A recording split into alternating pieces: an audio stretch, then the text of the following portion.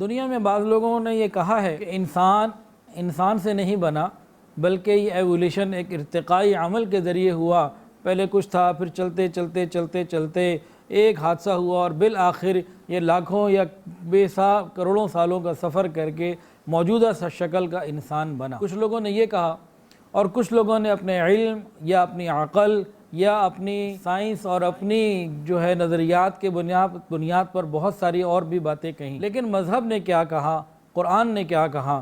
قرآن نے یہ کہا کہ اللہ رب العزت نے حضرت آدم علیہ السلام کو سب سے پہلے پیدا کیا، ان کے بعد اماں حوا کو پیدا کیا، اور آگے اس نسل انسانی کو جاری فرمایا۔ علم کا اور وحی کا، علم عقل جس میں ہمارے تجربات وہ سائنسی ہوں یا عقلی ہوں یا فلسفیانہ باتیں ہوں، یہ سب شامل ہیں۔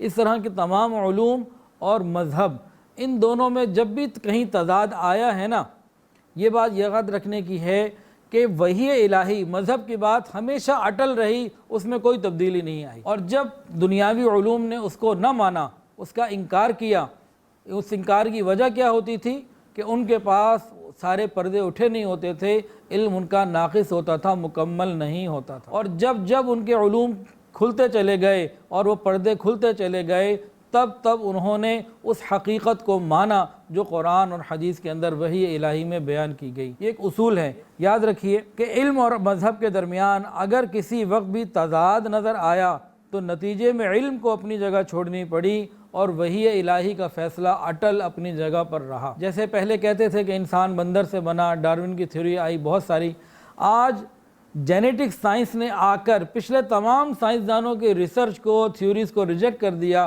اور اس نے یہ کہا کہ انسان ہی سے بنا، اور جس سے بنا وہ پہلے ایک مرد تھا، اس سے عورت بنی، اور آگے سلسلہ آگے چلا۔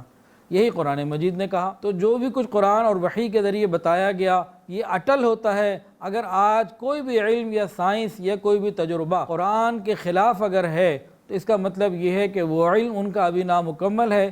جب مزید ریسرچ ہوگی وہ وہاں پہنچیں گے جو 1400 سال پہلے اللہ نے بتا دیا، اور پوری ریسرچ کے بعد جو ان تمام علوم کا فائنل ڈیسٹینیشن ہوتا ہے وہ قرآن اور حدیث ہی کی بتائی ہوئی بات ہوتی ہے۔